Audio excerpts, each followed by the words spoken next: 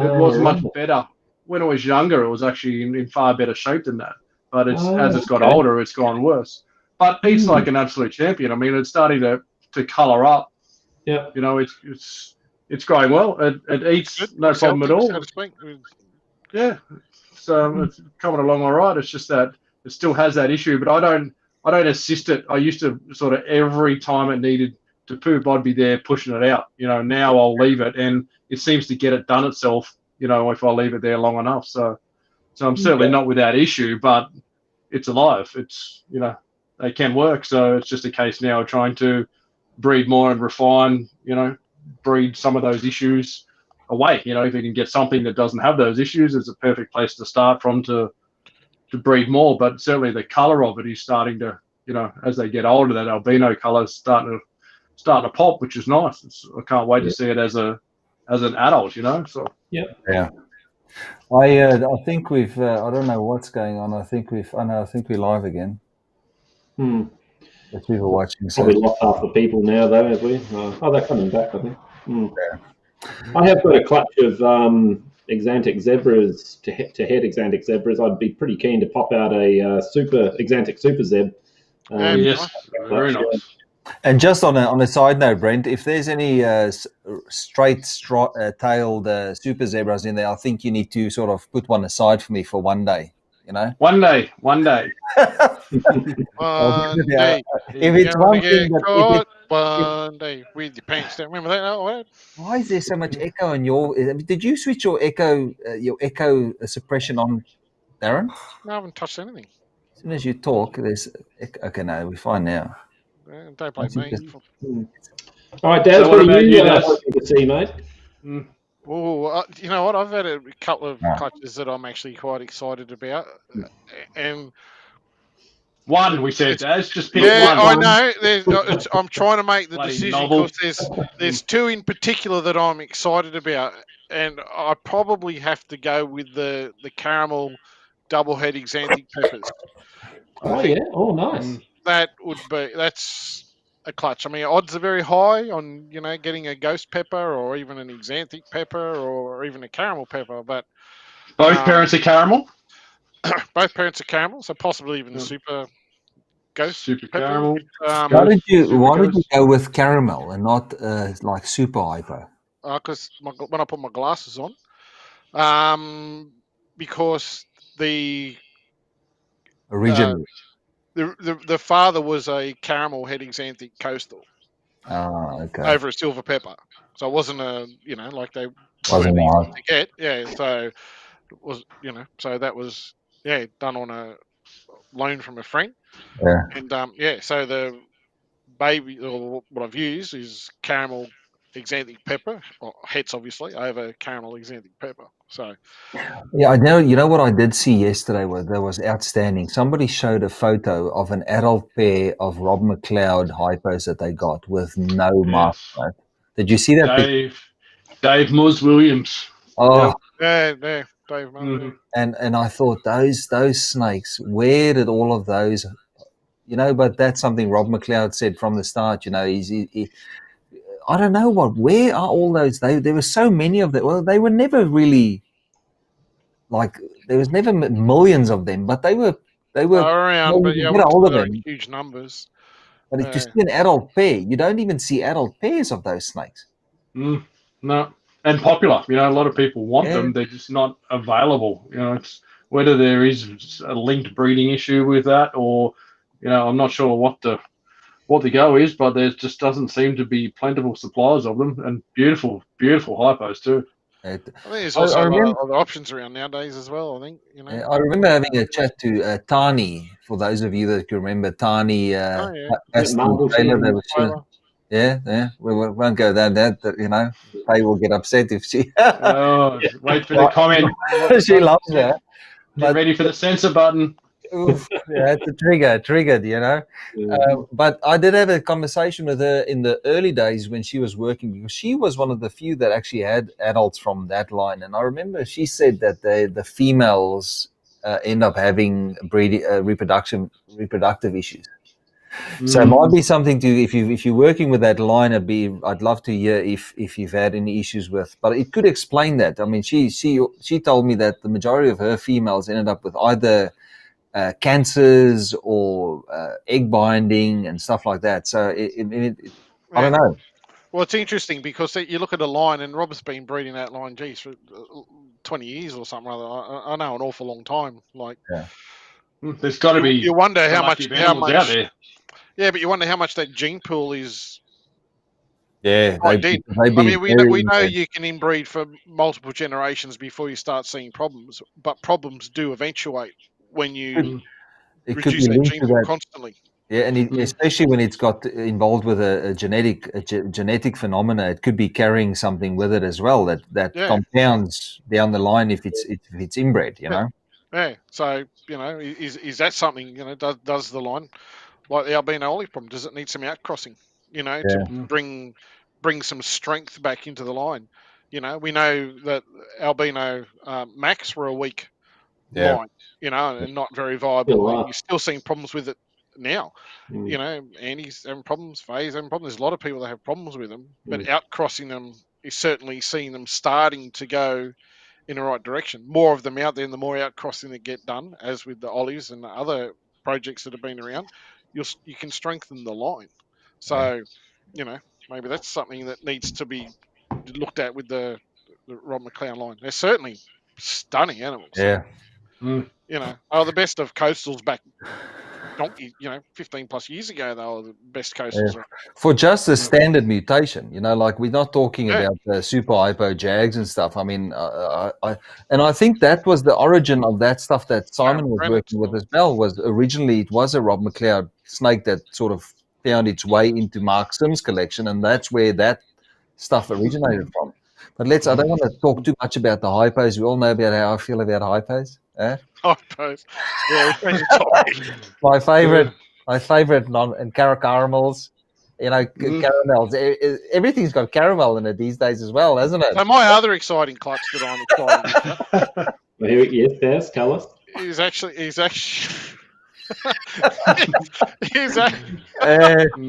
actually my ghost exanthic boy and his sister.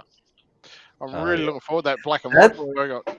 That thing that almost looks anery that you've got. What is that? That you showed photos of it yesterday or the day before, and I thought, that's nice. That was it a ghost? The black and white, it's the black and white one's a ghost. Yeah, very nice.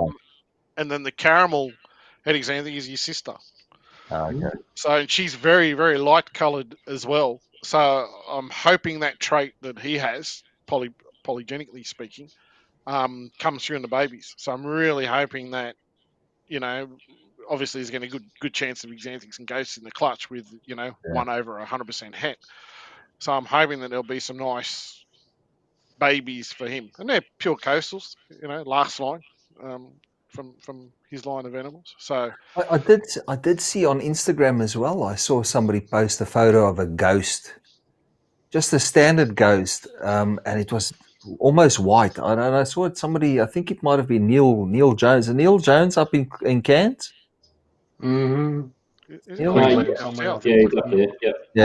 I don't know. I think he showed us. I saw one, but I was quite surprised. The stuff that you work with, those axanthics or those, what are they? Are they axanthic? What I didn't listen properly now. What did you say they were? The ones that you posted photos of, Darren? Mine, ghosts, axanthics. Ghosts, yeah. Very nice though, but just the right amount of white and right amount of contrast in those snakes. Very nice. People have seen that animal in the flesh. Like it's as white as what those photos are. Yeah. They're not. Whatever you're photoshopping them, we know it. We know it. Yeah. We know that you don't use filters, mate. We know we discuss this all the time. It's no filter, no filter needed. Yeah. No, look at the technology in his headset. Like he's not going to have a decent camera. That is. There's my decent camera. That's it. I've got an SLR somewhere. I don't even use it. I slide open the drawer and take a photo and go, I probably should clean that. But, when you clean it and put it back, I can't stand there for an hour waiting for it to coil back up. It's there and I take a photo. I'm hopeless. I don't have the patience. People get the light boxes and I took some the other day. I took them out and put a bowl on it to try and get some photos of the double het pepper stuff. That was on paper towel in the kitchen on the kitchen bench because it's got just a LED downlight above it. I'm like, I'll try and get a nice photo there. I just, as soon as they move, I'm like, nah, stuff it back in the drawer. Off it goes. Nothing Photoshop there whatsoever. No highlights. Beautiful Yeah. animal. That was actually taken on paper towel when Andy first took that was taken in situ. I found that out in the wild. Yeah. 100%. No filter. No,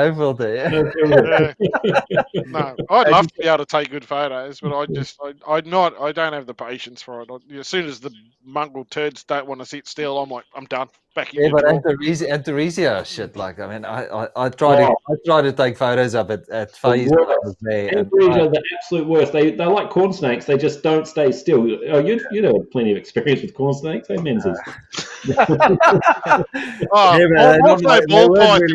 My type of my cup of tea. The corn snakes. When he was making his ball carpets. Yeah, the ball carpet. Remember that? With X crosses and God, it's the stories. The stories. See, these guys are much easier. These guys are a lot easier to photograph. They'd be similar to a ball python to take a photo. So when they're sitting there, Andy, do you just get your finger and just give them a little touch near the head just to get them to move in the right position? Yeah, 100%. Like I've got some. Oh, actually, I've got some better photos somewhere. Are they just Antarcticus? Yeah. They're nice. They're Dajaras. I forget what's the scientific name for Dajara. That's a Dajara. But I can't remember them all now. That's a southern. That's a red face southern, and she actually does look like that. She's a beautiful. I like that photo. That's good composition there. Yeah, that's a great one. I had some old photos with some Death Adders, but some or other really nice headshots and tongue flicks and stuff.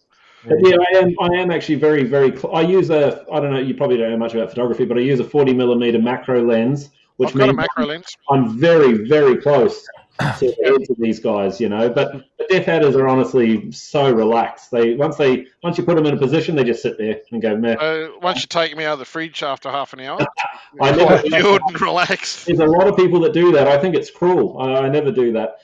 Yeah. There's my macro. Hang on. Oh yeah. What mill is that? 90 mil. Don't mention mills. He's just compensating. Yeah, that's it's only a short. That's just the hood that's on it. But it's a little nice bit of kit that. Hold on. Lenses cost a lot. I was chatting to a bird photographer who spent $5,000 on just a lens. It was insane. That's it. No, you have to have the gear if you want to do the nice photos. Those birdo photographers, they're in a whole class of their own, them guys. Jeez, Henry Cook takes some amazing photos, he's a top bloke as well, and he spent truckloads, he's got these 15-foot, lenses or camouflage lenses to go and hide in the sticks and sit there for 3 days waiting for one bird to come and sit and perch. I've got a big one of those lenses sitting right there. You just can't see it because it's that well camouflaged, There you go.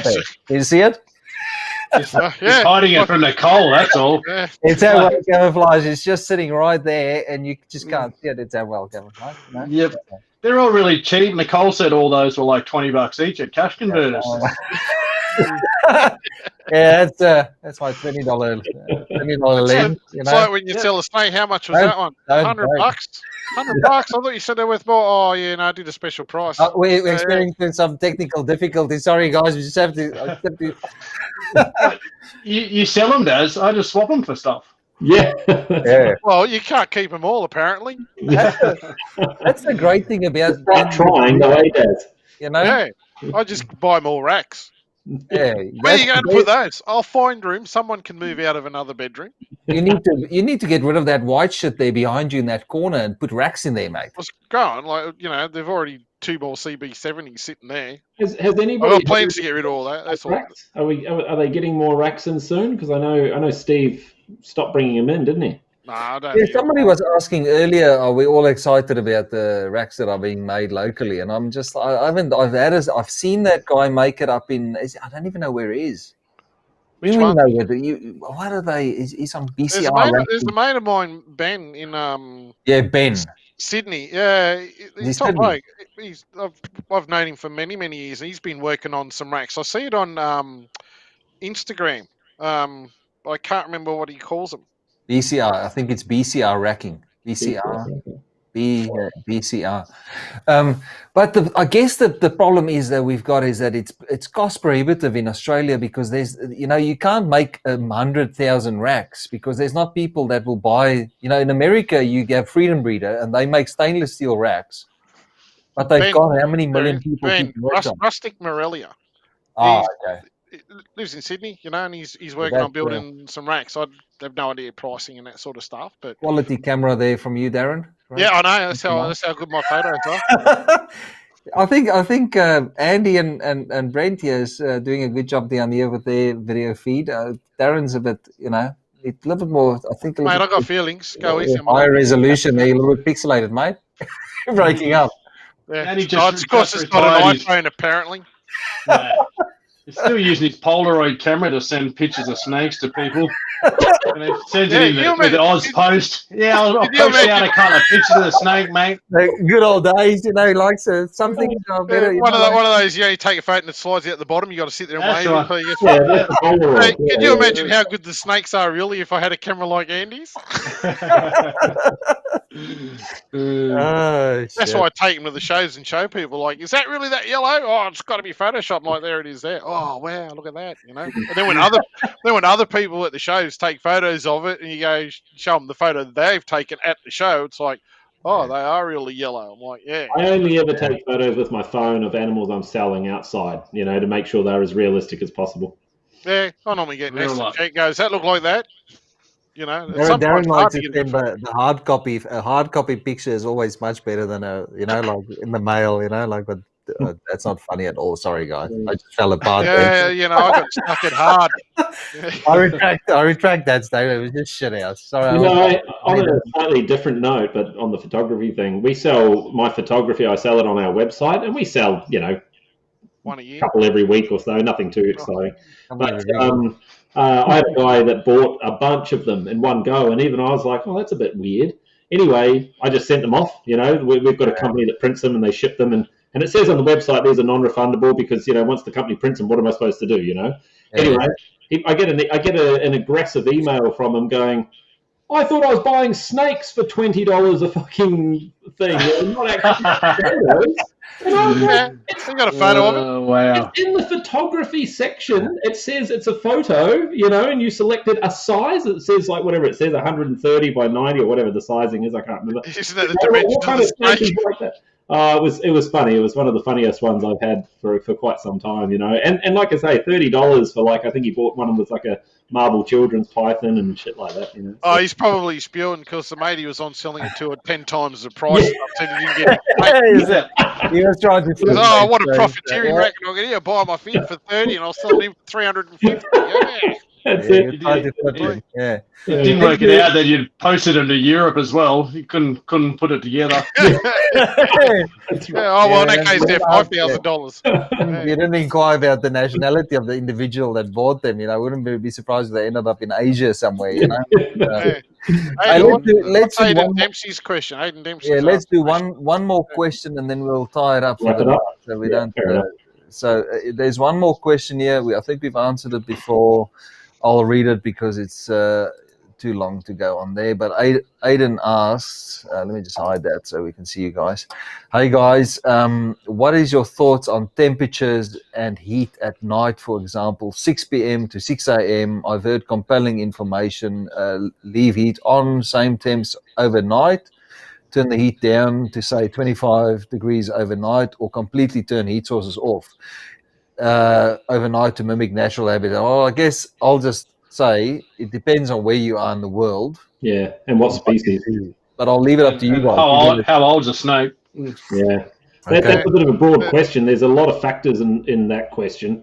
As you guys said, just like where you live is a major one. What species are we talking about? Exactly, and is it in your garage? Is it in your house? Is it there's a lot of things. At the end of the day, the simplest thing is to take into account what your natural temperatures are where you live, and then the natural temperatures of the species that you're looking at, and see what they kind of sit at that time of year. And monitor your room temps as well. Like if you go, it's in my lounge room. Okay, so when you go to bed, it's summer and it's 32 degrees during the day. When you go to bed, does that room, you've turned your air conditioning off, whatever, does your house cool down? How much does it cool down? Because sometimes leaving the heat on, it'll get a natural drop anyway. Subject to how you keep if it's in a glass tank with a mesh lid on it, like some of the Zoomed type stuff or whatever. See that? Got that one. It's obviously going to be more susceptible to heat exchange than if it's in a melamine enclosure with a glass front. So you've got that aspect. Personally, I pretty much during summer rarely touch any thermostats. Some, if they've got a day-night cycle, I'll drop night times down by 3 degrees or 4 degrees, but I pretty much leave them go thing. It's only winter where I look at dropping nighttime temps. I think though, you could sort of there's a if you draw a line through Australia, I think anything below Sydney or New South Wales, you should be like, I mean, you need to sort of just I mean, I think heat is more of a killer in Australia than cold would be a killer. Yeah. When so at night time, if the temperature drops, you'd struggle to kill animals here, unless they like tropicals. Like you wouldn't put a green tree like there'd be far less animals that can't handle nighttime temperature lows than there's the majority of animals that we keep in captivity in Australia can handle a nighttime drop to whatever temperature that the room goes to. If it's within a house, let's just narrow it down. If it's room temperature in a house in Australia, nighttime, I wouldn't be too worried about nighttime temperatures unless it's right down south in Victoria and South Australia that I don't even think that would kill.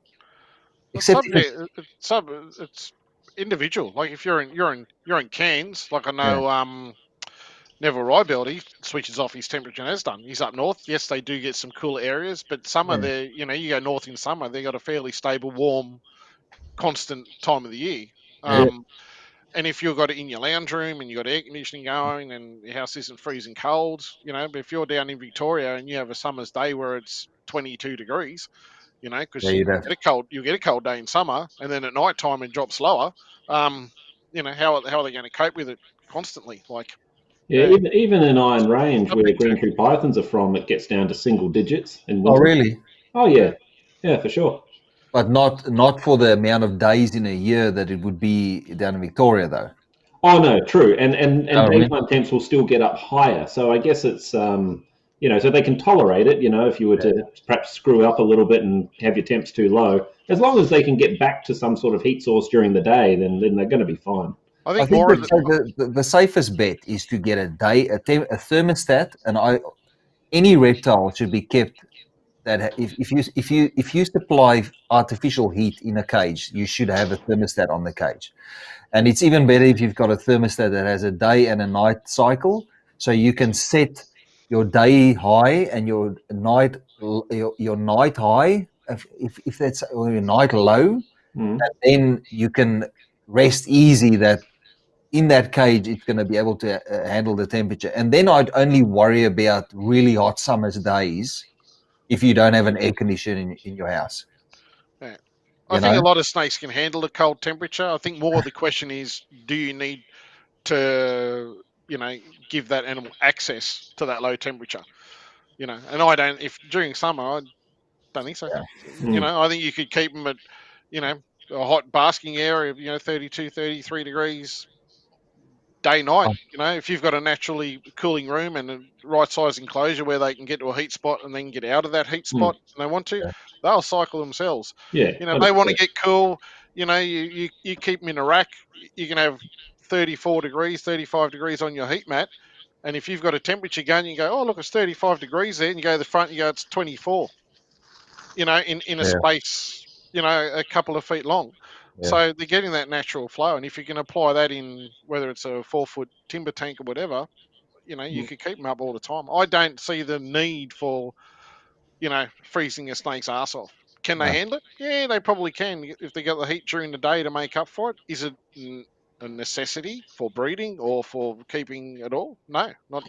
So would that come back to species, Daz?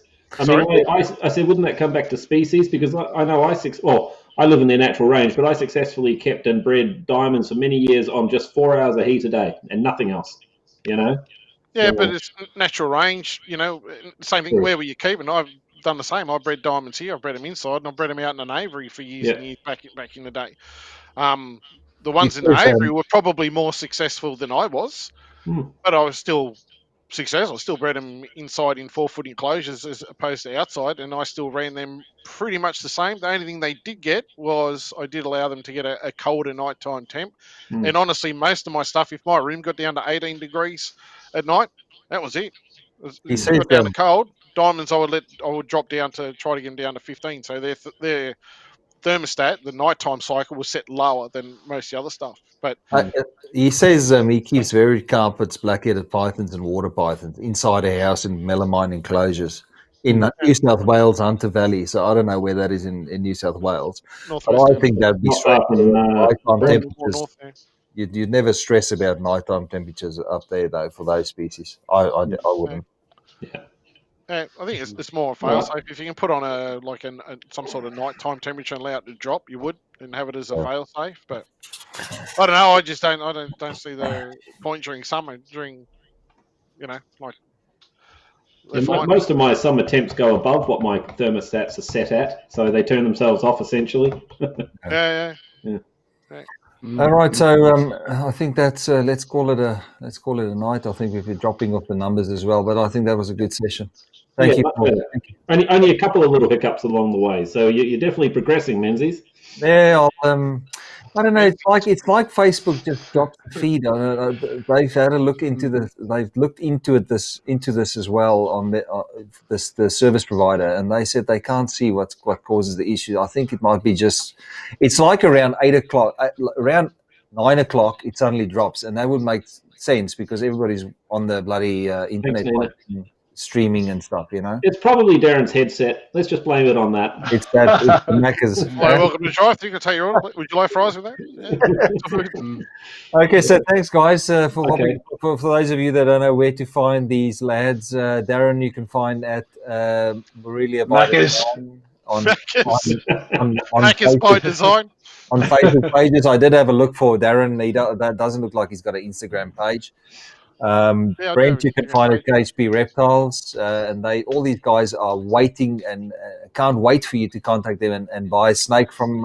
You can buy a snake from them. You can buy some animal food from Andy. Brent, I think you don't sell you don't do rats anymore. You use all the rats that your dad makes, Brent. Yeah. Dad does all the rodents now. KHP rodents. Are you selling though, Brent?